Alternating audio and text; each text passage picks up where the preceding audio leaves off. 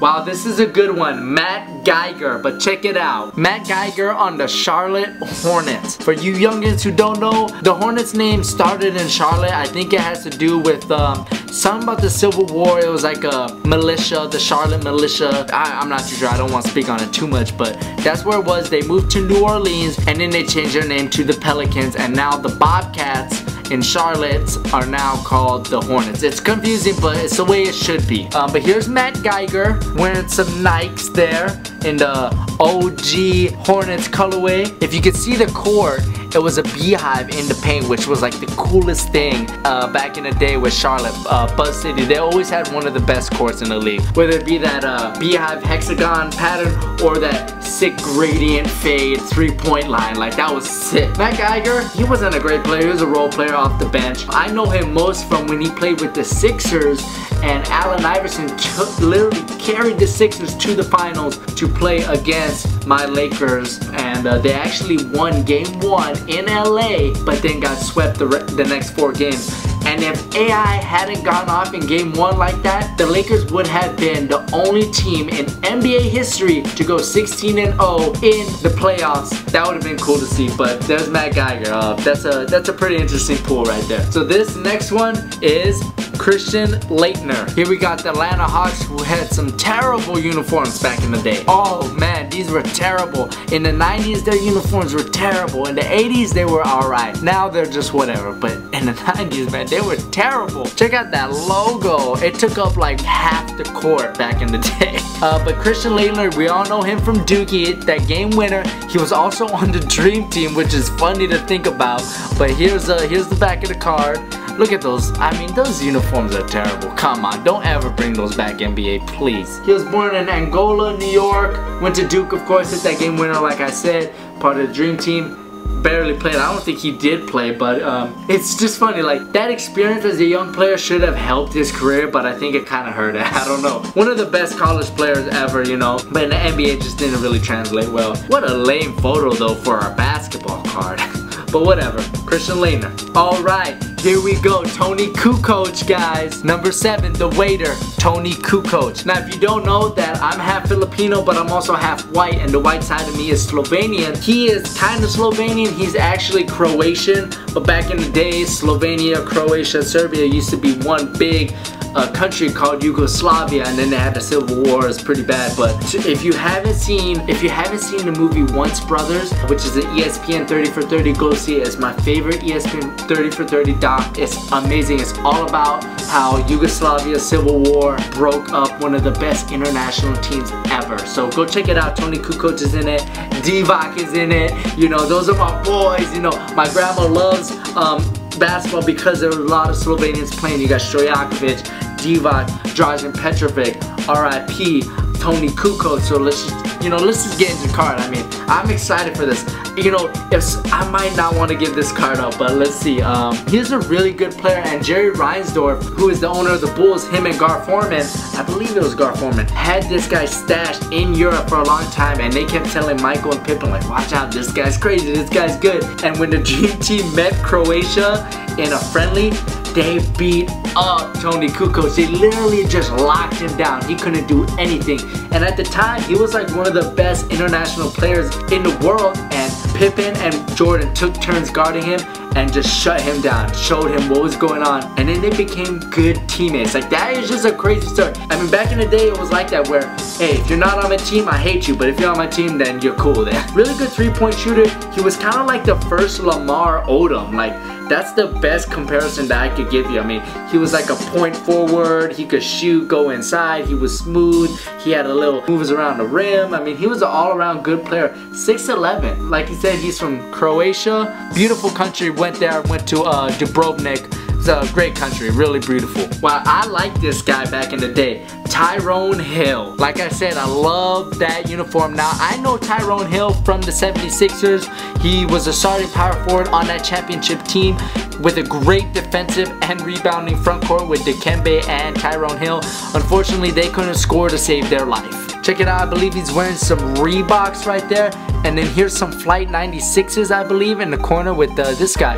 Now, oh, wow, we just got our first cameo, guys. Check out this guy in the back here, number 40, right? Earlier, who did we open? Lauren Meyer. Check it out, that's the same dude in that photo. That is crazy, all right. Oh man, this is so fun. Ooh, look at this face. He looks like someone just fouled him hard or a ref made a bad call. He's about to just say something to him. Look at that. But he went to Xavier, which is a great school. Shout out David West from Cincinnati, Ohio. 6'9", a little bit undersized for a power forward. Today's game, he's just regular size, but I mean, he scored all right. He had a couple of seasons where he had a double-double, 13 points, you know, 10 rebounds, scored up to 29 points. He was basically a trash player though. Like, he would just take out the trash. Like, he would get into people's faces, rebound. He was strong for his size, but he wasn't like buff. I mean, look at him. He's a little lanky, but he was hard to move off the block and all that. He was a great rebounder. I mean, I really like this guy. I mean, he was a good player. Good memories there, Tyrone Hill. Alright guys, this next card has an epic name. Check it out. Cherokee Parks. Excuse me, that's a great name. Whoever Cherokee Parks' parents is, shout out to you. That's a fantastic name. So he is a center. Another obscure Maverick center. They must have drafted him in the expansion draft, like, because these are really random players. He's from Huntington Beach. Wow, he went to Duke. I didn't know that. Actually, his name's kind of ringing a bell, but I'm not too sure. He had 25 points in one game. Someone might have been injured because he only averaged 4 a game. Shot 40%, which is pretty bad for a center. Not much else. I mean, look at that. He really wants that rebound though. Look. I mean, that's crazy. Looks like he's almost Hadouken the rebound, like Hadouken! Okay, here we go. I love this player, Antonio McDyess. I used to have this book about dunkers in the NBA, and this guy was labeled as a power dunker. I mean, he was so sick, really fun to play with in NBA Live. Always had him on my fantasy team in that game, and he played for the Nuggets. I mean, he also played for the Spurs. I'm not sure if he won a ring. I don't think he did. Antonio McDyess, another great 90s NBA name. Antonio McDyess. Check out the Nikes Antonio got on. So fresh, so clean. That's a 90s basketball shoe. True and true. Black and white contrast. Love it. That just brings back so much memories right there. Love that. Love this card. He went to Alabama, so him and Charles Barkley probably don't get along. Really good, like a small forward, power forward type player. Could hit the mid-range jumper, but he was just athletic, man. This is his rookie card. 13 points a game, shot around 50%, had a high of 32. That's a really good stat line for a rookie, especially forwards who take a little bit longer to develop in the NBA. He really came out the gate strong, so I mean, this is a great card. Look at that, he's just about to tear the rim down. Alright, the next one, I really always love this guy's name, but check it out. Here he's playing for the Pistons. I believe he played for the Celtics a little bit, I'm not too sure, but I've always remembered that name, Theo Ratliff. He was always rated really low in NBA Live, so I'd always pick him up last in my fantasy, and I drafted him just because of his name. He actually played for the Lakers for like a year, but he was injured. Kind of looks like Horace Grant right there. But he's from Wyoming, I believe. Alright, he went to Wyoming. He had a high 21 this season, but not much else. I mean, he was just a role player towards the middle of his career. That's a great card. Brings back a lot of memories. Bimbo Coles. What a great name. I mean, come on. Bimbo Coles. I love this deck. I mean, it's great. He was a guard for the Warriors. Check it out. I don't really know him. Oh, he was a decent player. Had a couple double-digit seasons with 10 points. Started out with the Heat, actually, and then was traded to the Warriors. So, Bimbo Coles. What a name. Check that out. Bimbo Coles. I wonder what would happen if I showed up at Oracle with a Bimbo Coles jersey. Would people get it, or would they think it's like a customizable jersey that I got on NBA.com? But there you go, Bimbo Coles. Alright, here's a great draw. A Hall of Famer, one of my favorite players to ever watch, probably the best center ever to play, in my opinion, all around, Hakeem Olajuwon. It's not the glory day Hakeem Olajuwons with the yellow and the red jerseys. I never really liked these jerseys, but shout out Steve Francis. I always like watching him play in these jerseys. Just an amazing player. I mean, I don't even really have to say much. 20 points a game in his rookie season. He had a high of 42 in his rookie season.